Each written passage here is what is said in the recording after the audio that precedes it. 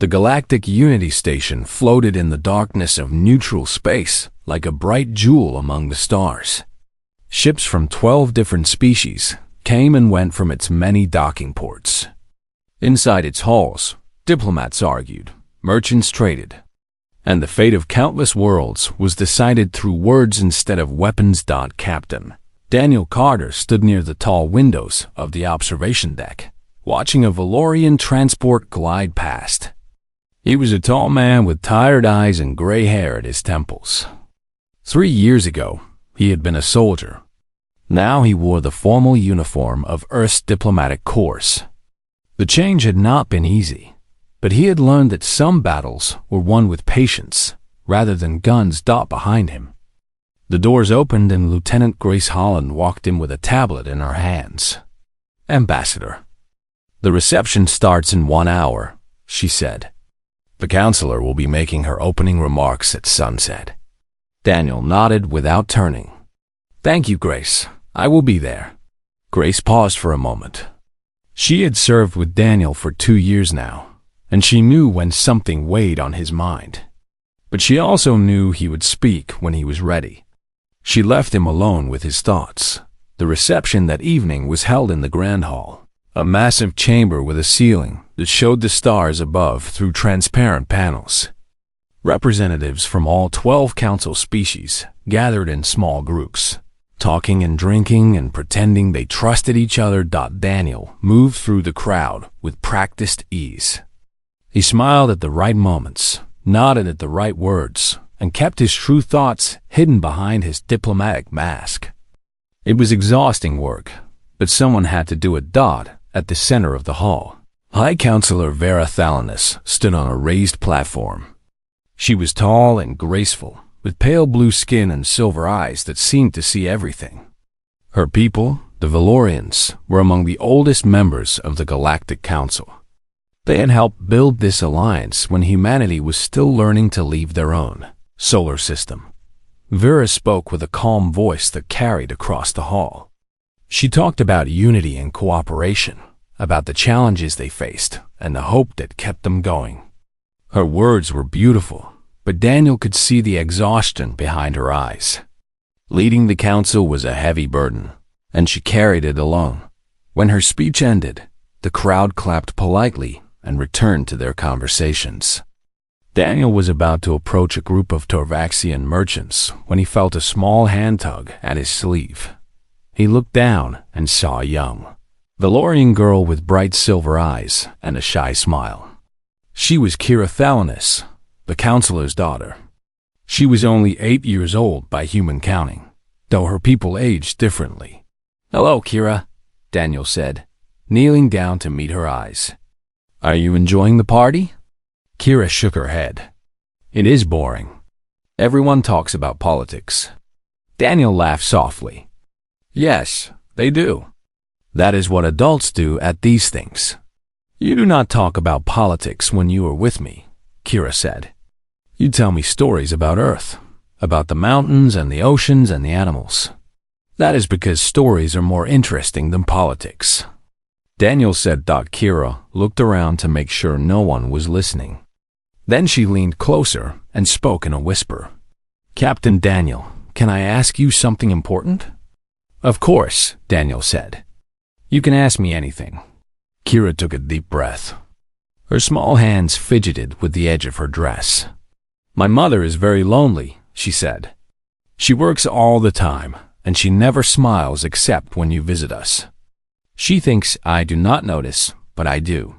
Daniel felt his heart tighten. He remembered the assassination attempt 6 months ago, when extremists had attacked the council chambers. He had thrown himself over Kira and Vera, shielding them with his own body until security arrived. Since then, the young girl had attached herself to him like a shadow. "Your mother is a very strong woman," Daniel said carefully. "She carries many responsibilities." "I know," Kira said. "That is why she needs someone to help her. Someone kind and brave." She looked up at him with those silver eyes full of hope. "My father died when I was very small. I do not remember him, but I think I think he was like you." Daniel did not know what to say. He had lost his own wife 5 years ago to an illness that no medicine could cure. The pain had faded with time, but it never truly went away. "Kira," he began, but she continued before he could finish. "I wish for a father," she said, her voice trembling slightly. "And I wish for my mother to be happy." "You make her happy, Captain Daniel. I see it in her eyes when she looks at you." She reached out and took his hand in both of hers. "Please, will you wed my mother? Will you help her lead the galaxy? Will you be my father?" The words hit Daniel like a wave. He stared at the little girl, his mind racing. He thought of Vera's tired eyes and gentle smile. He thought of his empty quarters and the silence that waited for him every night. He thought of his wife, gone but never forgotten, and wondered if she would want him to be happy again. "Kira," he said softly, that is a very big request." "I know," she said, "but you are the only one I trust. You saved us. You are good and kind. Mother deserves someone good and kind." Across the hall, Vera was watching them. She saw her daughter holding the human's hand, and something flickered in her silver eyes. Curiosity, perhaps, or something deeper. Daniel gently squeezed Kira's small hands. "I cannot promise anything," he said, "but I promise I will think about what you have said. Is that enough for now?" Kira smiled, and it was like the sun breaking through clouds. "That is enough," she said. "Thank you, Captain Daniel." She hugged him quickly and then ran off to find her mother. Daniel watched her go, his heart heavy with emotions he had not felt in years. Grace appeared beside him, her eyebrow raised. "What was that about?" she asked. Daniel shook his head slowly. "I am not entirely sure," he said, "but I think a little girl just changed my life." He looked across the hall at Vera, and for the first time in 5 years, he allowed himself to wonder what the future might hold. Daniel could not sleep that night. He lay in his bed and stared at the ceiling while Kira's words echoed in his mind. "Please wed my mother. Will you be my father?" The questions were simple, but the answers were anything but. He got up and walked to his desk. In the drawer, he kept a small photograph of his wife, Emma. She had been gone for 5 years now, but her smile still made his heart ache. He held the picture in his hands and wondered what she would say if she could see him now. "I miss you," he whispered to the empty room. "I will always miss you. But I think you would want me to live again." The next morning, Daniel threw himself into his work. The political situation was growing worse by the day. The Draxian Confederacy had threatened to leave the council, and if they did, others would follow. War was not yet certain, but it was no longer impossible. He spent hours in meetings, listening to angry voices and fearful whispers. But through it all, his eyes kept finding Vera. He watched her handle each crisis with grace and patience. He noticed how she never raised her voice, even when others shouted. He saw the way her shoulders dropped when she thought no one was looking, as if the weight of the galaxy was crushing her. After one particularly difficult meeting, Daniel found himself walking beside her in the corridor. "That was exhausting," Vera said with a tired smile. "Ambassador Torvik is a good ally, but he has the patience of a hungry predator." Daniel laughed. "He means well. He just expresses it loudly." They walked in comfortable silence for a moment. Daniel noticed how naturally they moved together, their steps matching without effort. "I must thank you again," Vera said suddenly, "for what you did 6 months ago, for protecting Kira and me." "There is no need to thank me," Daniel said. "I did what any person would do." Vera shook her head. "No, not any person. Many would have run. Many would have saved themselves. But you threw yourself between us and death without hesitation." She stopped walking and turned to face him. "My people do not give our trust easily. But you have earned mine, Daniel Carter." The way she said his name made his heart skip. He looked into her silver eyes and saw something there that he had not expected. Vulnerability, loneliness, hope. "I am honored by your trust," he said, "and I will do everything I can to be worthy of it." That evening, Daniel visited his quarters to find a piece of paper slipped under his door. He picked it up and unfolded it carefully. It was a drawing made with colored pencils, clearly the work of a child. The picture showed 3 figures standing together. One was tall with blue skin and silver eyes. Another was shorter with brown hair and a kind smile. Between them stood a small figure with her arms around both. At the top, in careful letters, Kira had written, "My family." Daniel sat down heavily in his chair. He held the drawing in his hands and felt tears prick at his eyes. This child barely knew him, yet she had already placed him in her heart. The responsibility of that trust was terrifying and wonderful at the same time. Over the following days, more drawings appeared. One showed Daniel teaching Kira to ride a bicycle, something she had seen in pictures from Earth. Another showed all 3 of them having dinner together. Each one was more detailed than the last, as if Kira was building her dream family one picture at a time.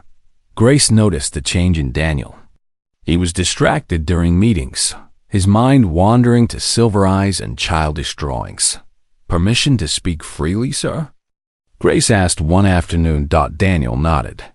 "Always. You have feelings for the counselor." It was not a question. Daniel sighed. "Is it that obvious?" "Only to someone who knows you well," Grace said. "And I have known you for 2 years. You have been alone for too long, Daniel. Your wife would not want you to spend your life in grief." "I know," Daniel said quietly. "But this is complicated. She is the leader of the Galactic Council. I am a human ambassador. Our peoples barely know each other." "Love is always complicated," Grace said. "But that does not make it less real." Meanwhile, in her private quarters, Vera was having her own struggles. She had found one of Kira's drawings hidden in her daughter's room. The picture showed Daniel standing with them, his hand in Vera's hand. "Kira," Vera said gently that evening, "tell me about your drawings." Kira's eyes went wide with worry. "Are you angry, Mother?" "No, little one. I am not angry." Vera sat down and pulled her daughter into her lap. "But I need to understand." "Why Captain Daniel?" Kira thought for a moment. "Because he makes you happy. When he visits, you smile more. You laugh more. And when those bad people tried to hurt us, he protected us without even thinking. That is what fathers do, Mother. They protect their families." Vera felt tears forming in her eyes. Her husband had been dead for 6 years, killed by political enemies who feared his vision for peace. Since then, she had buried her heart in her work. She had told herself that she did not need love, that duty was enough. But her daughter saw through the walls she had built. "He is a good man," Vera admitted. "A very good man. Then why can we not keep him?" Kira asked with the simple logic of a child. Vera hugged her daughter tightly and did not answer. But for the first time in years, she allowed herself to hope. The next day, as Daniel was reviewing reports in his office, a message arrived from the counselor's quarters. It was short and formal, requesting his presence for a private dinner to discuss urgent diplomatic matters. Daniel read the message 3 times. His heart was beating faster than it had any right to. "Grace," he called out, "clear my schedule for this evening." Grace smiled knowingly. "Consider it done, Ambassador." As Daniel prepared for the dinner, he realized that Kira's innocent request had set something in motion that neither he nor Vera could stop. The question was no longer whether they had feelings for each other. The question was whether they were brave enough to admit it.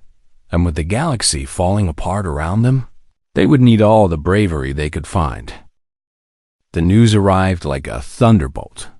The Draxian Confederacy had officially withdrawn from the Galactic Council. Within hours, 3 more species followed them out the door. The alliance that had kept peace for 2 centuries was crumbling before their eyes. Daniel stood in the emergency meeting, watching chaos unfold. Ambassadors shouted at each other across the table. Accusations flew like weapons. Fear made even reasonable beings say terrible things. Only Vera remained calm. She sat at the head of the table with her hands folded, waiting for the storm to pass. When the shouting finally died down, she spoke. "We have lost 4 members today," she said. "But we still have 8. The council is wounded, but it is not dead. We must focus on what we can save, not what we have lost." Easy words from a Valorian, snapped a Torvaxian delegate. "Your world is safe at the heart of the Alliance. Some of us live on the borders where war will find us first." Ambassador Torvak, the reptilian diplomat Daniel had come to respect, slammed his fist on the table. "Enough! Councillor Thalanis has given her life to this alliance. You will show respect." The room fell silent. Daniel felt pride in his friend's defense of Vera, but also worry. The cracks were spreading faster than anyone could repair them. After the meeting, Daniel found Vera standing alone on a balcony overlooking the station's central garden. Her shoulders were shaking slightly. "I do not know if I can hold this together," she said without turning around. "Everything my people built, everything my husband died for, it is slipping through my fingers." Daniel stepped closer. "You are not alone in this fight, am I not?"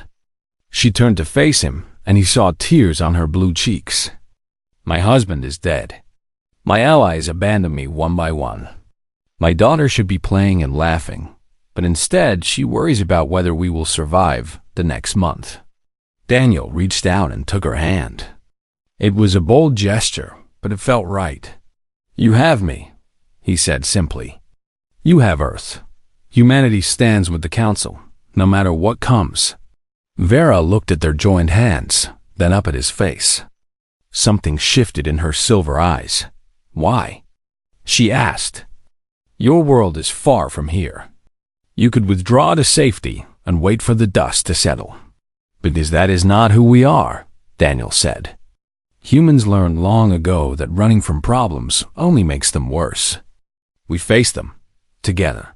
Before she could respond, alarms began blaring throughout the station.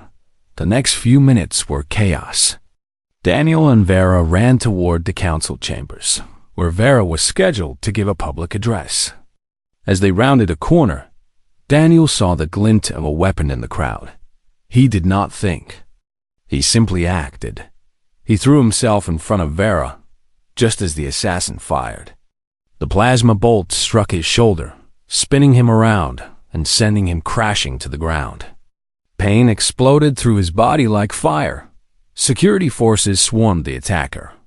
Vera dropped to her knees beside Daniel, her hands pressing against his wound. "Stay with me," she commanded. "Do not you dare leave us." Daniel looked up at her face, blurred by pain. "Kira," he managed. "Is Kira safe?" Vera's tears fell on his face. "Yes, she is safe. Because of you. Again, because of you." He tried to smile, but darkness was closing in. The last thing he heard before passing out was Vera calling his name. Daniel woke in the medical bay 3 days later. The first thing he saw was Kira sitting beside his bed, her small face streaked with dried tears. "You are awake," she whispered. "I was so scared, Captain Daniel. I thought you were going to die." Daniel reached out with his good hand and touched her cheek. "I am not that easy to kill, little one." Kira climbed onto the bed and curled up against his side, careful not to touch his bandaged shoulder. "Please do not leave us," she said. "Mother needs you. I need you." "I am not going anywhere," Daniel promised. Over the next few days, Vera visited whenever her duties allowed. She would sit beside his bed and talk about the crisis, about the latest negotiations, about anything except what hung between them. But sometimes she would fall silent and simply hold his hand, And those moments meant more than words ever could. Admiral Henry Cole arrived with a fleet of human warships. He was an old friend of Daniel's, a gruff man with a kind heart beneath his stern exterior. "The President sends her regards," Cole said, "and 50 of our best ships. Earth will not abandon its allies." The news spread quickly through the station. Humanity's commitment gave hope to the wavering species.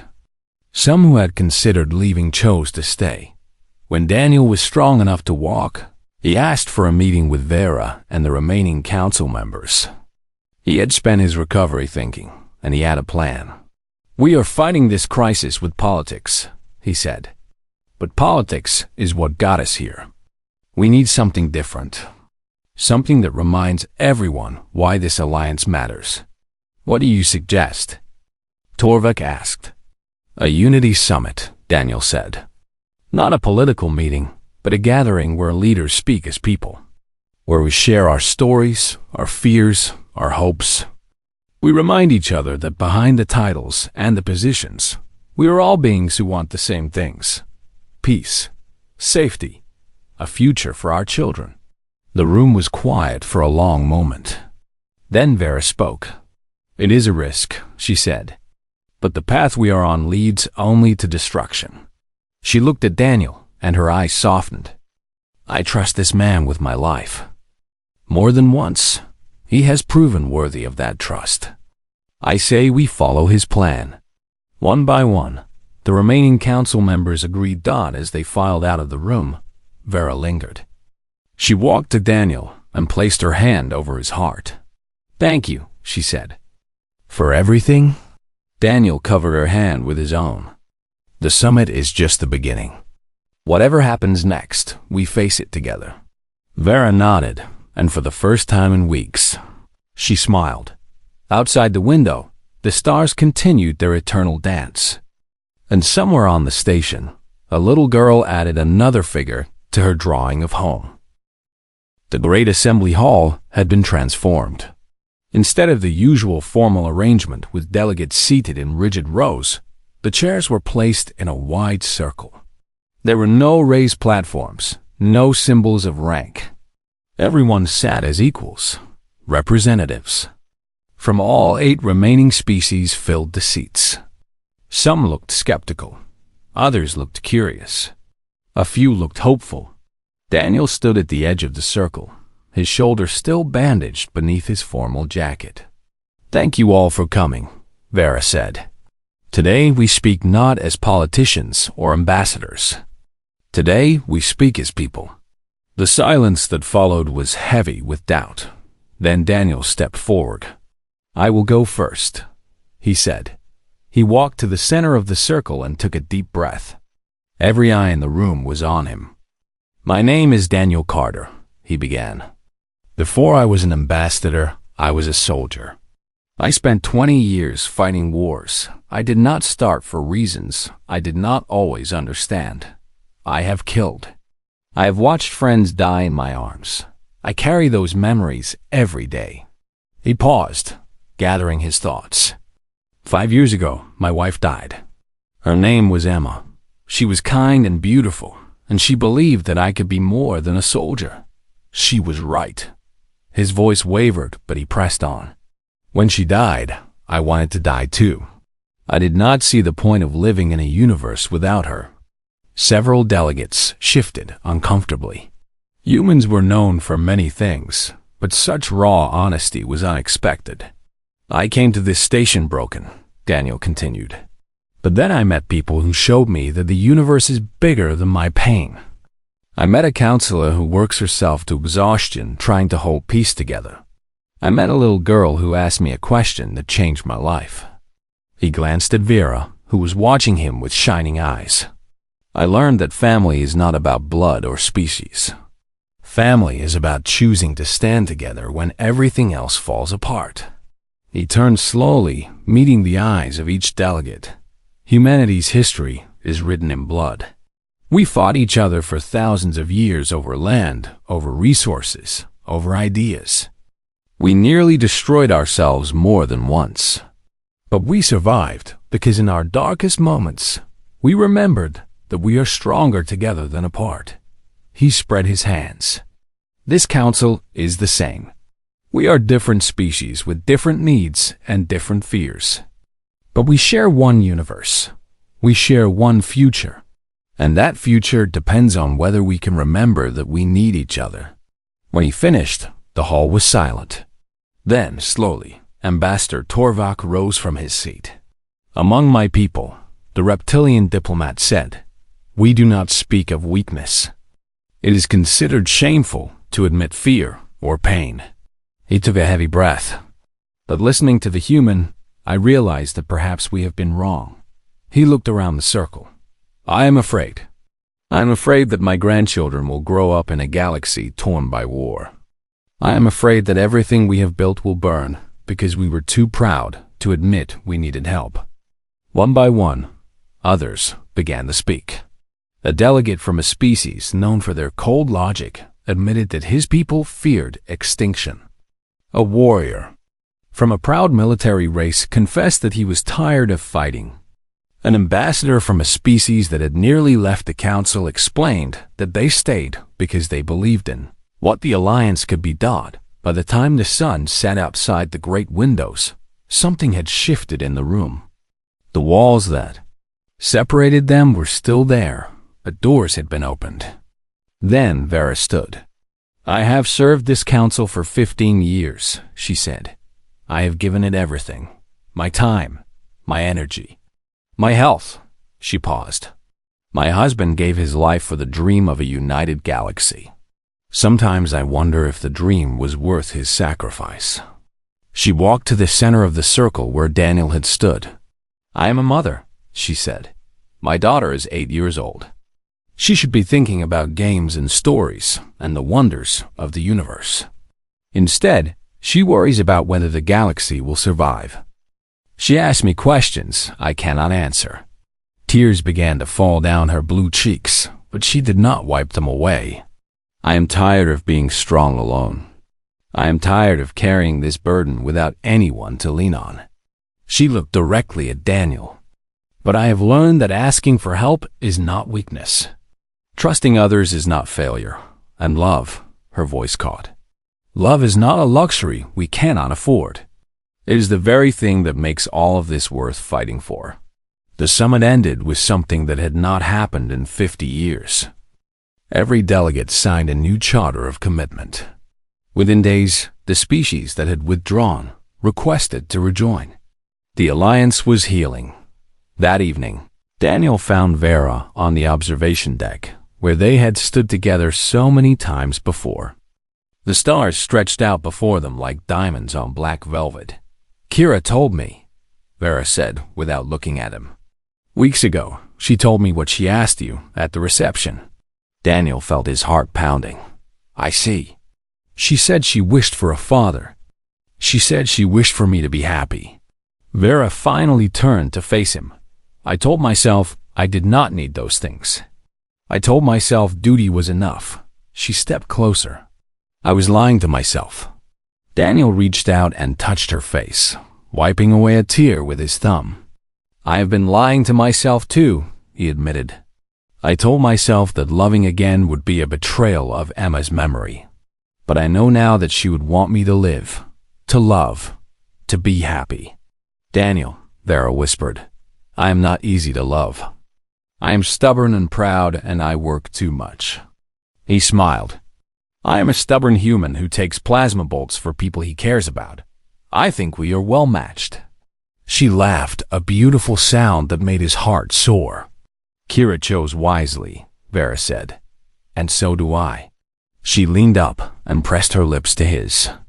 The kiss was gentle and warm and full of promise. When they finally pulled apart, both of them were crying. So what happens now? Daniel asked. Vera took his hand and interlaced her fingers with his. Now, she said, we face the future together. Above them, the stars seemed to shine a little brighter. The weeks that followed the summit were the busiest of Daniel's life. The council was not just restored, but strengthened. New protocols were written that emphasized cooperation over competition. Trade agreements were signed. Military alliances were reformed. The galaxy that had been on the edge of war was slowly stepping back toward peace. But for Daniel, the most important changes were happening in quieter moments. He and Vera did not hide their relationship. There seemed no point in pretending, not after everything they had been through together. Some reacted with shock. A human and a Valorian? Such a thing had never happened before. Others reacted with curiosity, wondering what it meant for the future, but most simply accepted it with the weary relief of people who had seen too much darkness and welcomed any light. Kira was the happiest of all. She attached herself to Daniel with a fierce devotion that made his heart ache. She demanded stories about Earth every night. She wanted to know about oceans and mountains and creatures called dogs that humans kept as friends. She practiced human words and laughed at her own mistakes. One evening, Daniel sat with her in the garden while Vera attended a late meeting. "Captain Daniel," Kira said thoughtfully, "when will you marry my mother?" Daniel smiled. The child's directness never failed to surprise him. "I have been thinking about that," he admitted. "Would you like me to marry her?" Kira rolled her eyes in that universal way children have when adults ask obvious questions. "Of course. That is what I wished for." "Then I suppose I should not keep you waiting." The proposal happened 3 days later, in Vera's private quarters with only Kira, Grace, and Ambassador Torvak present. Daniel had worried about the proper way to do such a thing across species. In the end, he kept it simple. He took Vera's hands in his, looked into her silver eyes, and asked if she would share her life with him. Vera said yes before he finished the question. Kira jumped into their arms, crying and laughing at the same time. Torvak made a gruff sound that might have been a sob. Grace simply smiled and wiped her eyes. News of the engagement spread quickly. Messages of congratulations arrived from every corner of the galaxy. The president of Earth sent a personal note praising Daniel for his service and welcoming the new bond between humanity and Valoria. Even the Draxians, who had returned to the council only weeks before, sent formal blessings.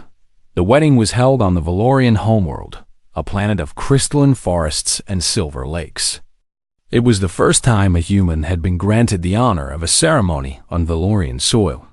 Daniel stood in a garden of glowing flowers and wondered how his life had brought him to this moment.